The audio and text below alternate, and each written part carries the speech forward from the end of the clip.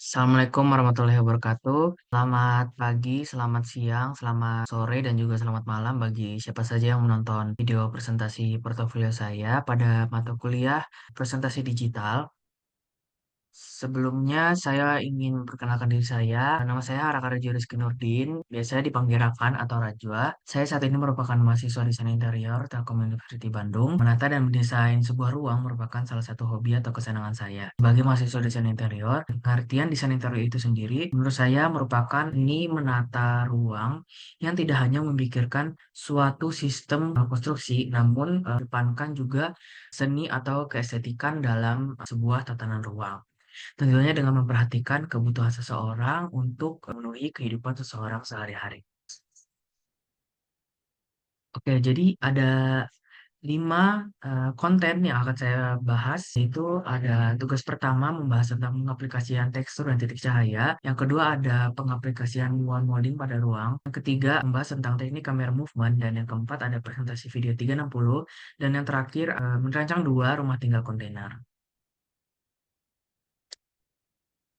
Oke, untuk tugas yang pertama ada 3 konten yang akan saya jabarkan di sini. Yang pertama ada denah dan konsep desain, pengaplikasian tekstur dan titik cahaya. Output tugasnya seperti apa?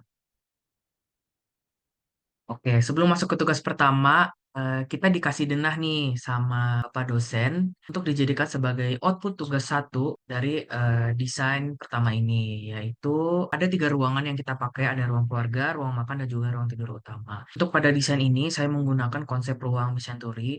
Jadi mid-century ini sendiri merupakan tema ruangan yang kombinasi antara gaya retro yang dibalut dengan kesederhanaan gaya Skandinavia.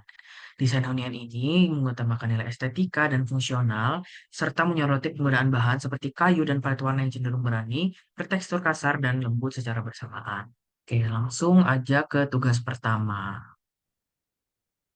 Nah, pada petugas pertama ini kita membahas dua hal nih, ada material dan membahas tentang lighting. Pada tugas pertama ini kami mempelajari bagaimana cara mengaplikasikan material dan tekstur pada model SketchUp yang sudah dibuat. Kemudian menyeting teksturnya dengan menggunakan settingan yang disebut albedo pada Inkscape. Pada settingan tersebut kita diminta untuk menyesuaikan seberapa besar kekasaran, refleksi, dan ketajaman tekstur agar terlihat real atau nyata materialnya pada saat proses rendering. Kemudian selain mempelajari bagaimana menyeting material, kita juga pelajari bagaimana titik cahaya itu diterapkan. Terdapat beberapa titik lampu yang digunakan pada praktik ini, yaitu general light, spotlight, dan lainnya. Penyetingan pada titik cahaya ini juga terdapat penyetingan bagaimana cara ubah warna cahaya dan juga intensitas cahayanya. Kita next langsung ke output tugasnya. Jadi output tugasnya ini berupa perspektif rendering ruangan siang hari dan juga malam hari. Oke, jadi eh, sebelah kiri saya ini merupakan tampak rendering siang hari.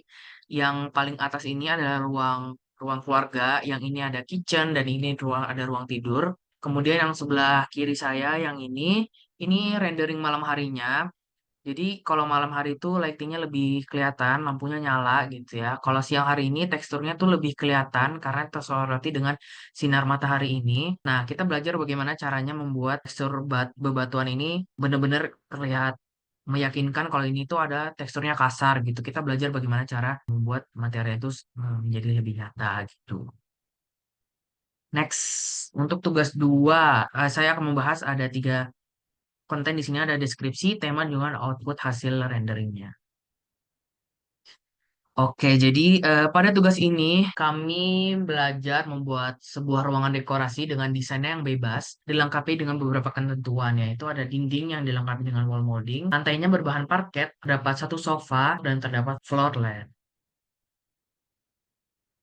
Nah, untuk tema yang saya gunakan ini saya ada menggunakan 3 tema.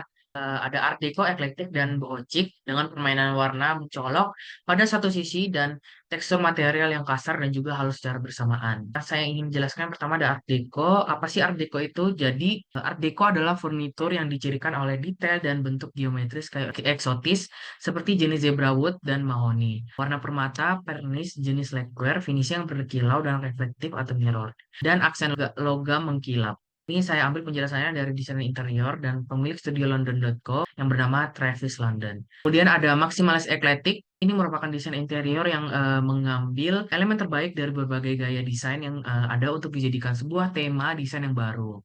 Meskipun memadukan berbagai gaya yang berbeda, tema desain ini tetap bisa membuat ruangan terlihat rapi dan juga harmonis. Kemudian ada bohocik. Bohocik ini merupakan desain interior bohemian atau yang dikenal juga sebagai bohocik, salah satu gaya desain yang sangat populer di kalangan pecinta seni atau orang yang kreatif dan berjiwa bebas. Next, kita ke hasil renderingnya. Ini masih sama ya, hasil renderingnya ada tampak siang dan tampak malam hari. Tampak siang ini materialnya lebih terlihat, tekstur tekstur material seperti sofa, kulit ini lebih terlihat. Dan juga di sini kita belajar bagaimana cara menyeting sebuah karpet. Bisa dilihat di sini karpetnya ada kayak tekstur bulu-bulunya gitu. Nah, pada tugas ini kita belajar bagaimana membuat tekstur karpet terlihat nyata. Seperti ini. Next. Oke, kemudian kita ke tugas 3. Kontennya ada dua, ada deskripsi dan hasil presentasi video. Oke, jadi pada tugas ini kami belajar beberapa teknik pengambilan animasi kamera seperti metode Crab, Dolly, Track, Orbit, dan lain-lain pada suatu ruangan yang telah dibuat sebelumnya. Selain metode pengambilan kamera, kami juga belajar bagaimana cara membuat transisi waktu dari pagi ke malam ataupun sebaliknya. Jadi tujuan dari tugas ini yaitu untuk menghasilkan presentasi video yang estetik dan juga terlihat menarik.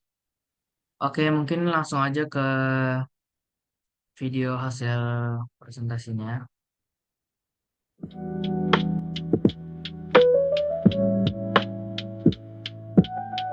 Oke, untuk yang pertama ini ada teknik dolly movement. Dolly movement itu teknik pengambilan kamera dari dekat ke jauh ataupun dari jauh ke dekat.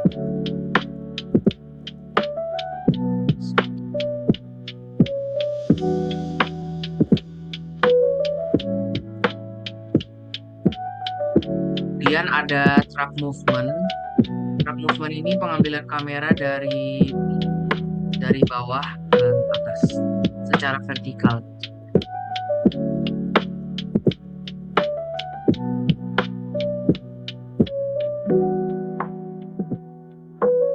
Nah, ini lanjut ada crab movement. Crab movement itu teknik pengambilan kamera secara horizontal. Dari horizontal itu maksudnya kayak dari arah kiri ke kanan gitu.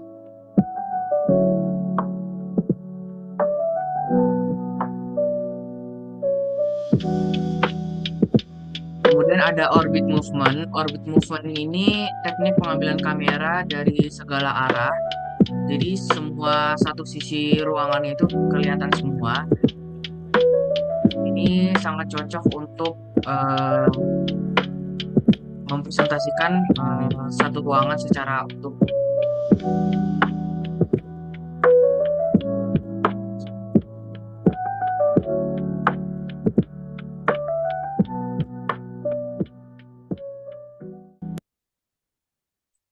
Konten dari tugas keempat. Oke, jadi tugas keempat ini ada dua konten yang akan saya bahas. Itu ada deskripsi 360-nya dan juga hasil videonya. Nah, untuk tugas 4 ini kita belajar bagaimana membuat metode view ruangan secara 360. Jadi metode 360 ini merupakan fitur teknologi untuk mengambil gambar maupun video dari berbagai sudut yang diinginkan dengan tidak dibatasi oleh apapun. Jadi kamera 360 ini memberikan view ruangan secara maksimal, memungkinkan penggunanya untuk merekam panorama dari berbagai sisi. Adapun tahapan dalam membuatnya yaitu menambahkan scene pada SketchUp lalu masuk ke Enscape dan mulai untuk membuat 360. Terdapat juga beberapa output yang diberikan seperti link dan QR code yang dapat diakses melalui media. Ini menurut saya menarik sih karena outputnya itu bisa berupa link dan QR code yang bisa diakses dengan media apa saja.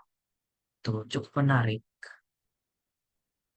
Nah, kemudian yang saya perlihatkan di sini ini merupakan hasil dari rendering 360-nya. Ini ada tiga ruangan di sini. Saya memakai desain yang sebelumnya pada tugas yang pertama. Ini ada 360 dari ruangan living room, kemudian ruangan bedroom dan juga ada kitchen juga di sini. Oke, next. Dan yang terakhir ini ada portofolio dari merancang rumah tinggal. Untuk kontennya ada 4 di sini. Ada yang pertama deskripsi dan isometri dari bangunan. Yang kedua ada mood board. Di mood board ini terdiri dari tema, color palette, material, dan inspirasi bentuk yang saya pakai. Kemudian yang ketiga ada layout ruangan. Dan yang keempat ada perspektif dan studi materialnya. Nah, bisa dilihat di sini ini isometri dari merancang rumah tinggal saya. Ini ada tampak monokrom, ada tampak siang hari dan juga tampak malam hari. Jadi di merancang dua ini kami mendesain sebuah ruangan yang terbuat dari kontainer dengan ketentuan ukuran 40 feet dan 20 feet. Dengan luas lahan 15 meter kali 18 meter. Dengan luas lahan yang diberikan ini, desain saya membutuhkan 4 kontainer yang berisikan ruangan sebagai berikut, yaitu ada foyer, living room, kitchen, dan dining. Kemudian ada 2 kamar mandi dan 2 kamar tidur. Next. Nah, di sini ada mood board. Yang pertama bisa dilihat referensi desain interior yang saya terapkan pada rancang saya. Jadi sebelumnya saya memiliki 2 klien bernama Ibu Niza dan juga Najwa Sanya. Mereka ini memiliki bedaan interest pada interior yang mereka inginkan. Jadi kalau Ibu Niza ini menginginkan interior yang serba putih dan natural, dan keinginan dari Najwa sendiri yang memiliki ambience interior layaknya mid-century. Dari kedua keinginan tersebut, kemudian saya mengkombinasikan antara gaya retro, century, gaya kesederhanaan Skandinavian yang mengutamakan nilai estetika dan fungsional serta menyoroti penggunaan bahan seperti kayu dan juga palet warna yang cenderung berani. Kemudian saya padukan juga dengan natural bold modern interior, yaitu warna natural seperti kayu, warna-warna putih yang kemudian dipadukan dengan warna yang tegas dan sedikit mencolok pada beberapa sisi atau sudut ruangan. Untuk referensi warna yang saya gunakan ini kebanyakan earth tone dan juga sedikit warna yang lebih tegas dan mencolok.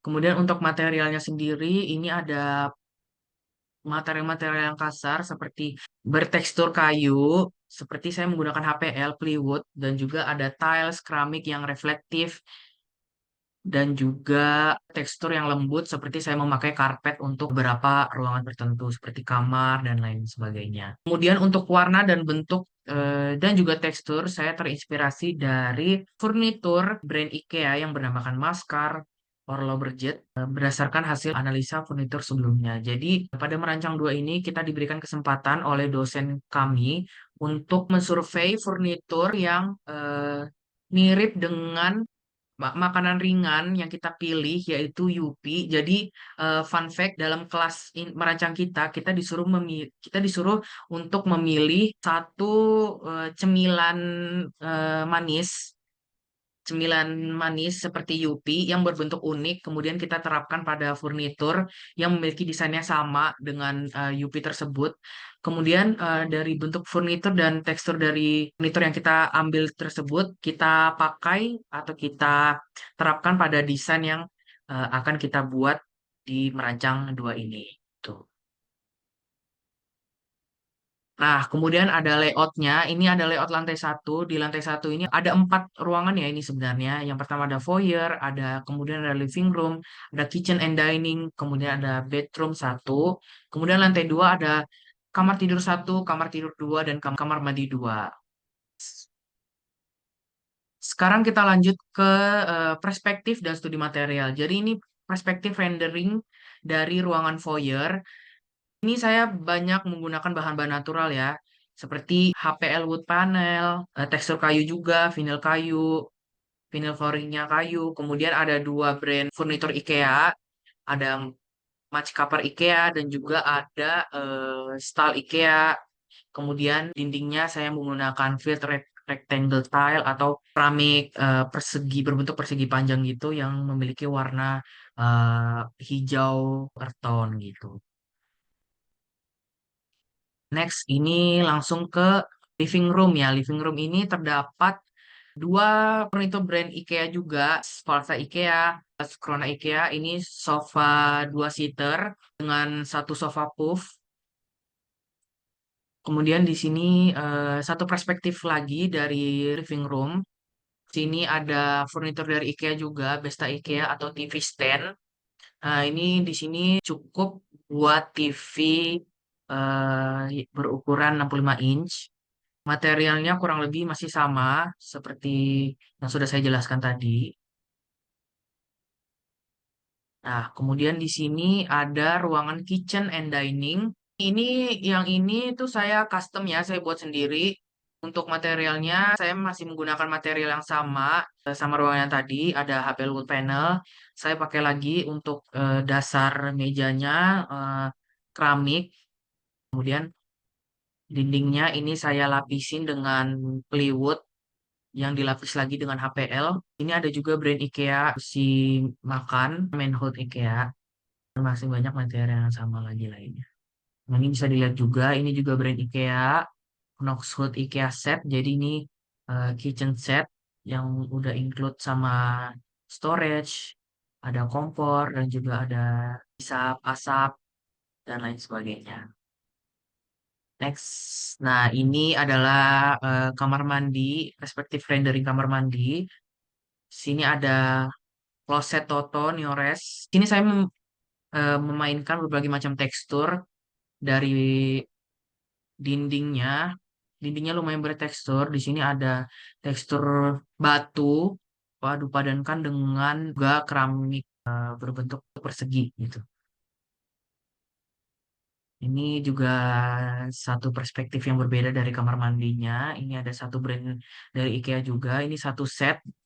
Jadi di setiap rendering ini kita juga masih belajar bagaimana caranya untuk membuat tekstur dari masing-masing materialnya ini terlihat nyata ya. Kita belajar bagaimana titik cahaya seperti lampu sorot yang di sini, bagaimana cara menerapkan lampu sorotnya, kemudian bagaimana cara membuat materialnya terlihat nyata. Next, ini bedroom satu. Banyak material yang saya gunakan di sini dan tentunya masih memperhatikan bagaimana membuat material tekstur itu terlihat nyata. Ini ini masuk bedroom 2 sama yang tadi masuk bedroom 2. Jadi dalam satu bedroom itu eh, klien saya request ada reading room. Ini reading room sama office lah istilahnya. Jadi satu gitu. Dia ingin jadi satu satu ruangan agar nggak ribet seperti itu. Eh, Terima kasih atas perhatiannya dan semoga hari kalian menyenangkan. Mungkin saya akhiri presentasi dari portofolio saya hari ini. Terima kasih. Assalamualaikum warahmatullahi wabarakatuh.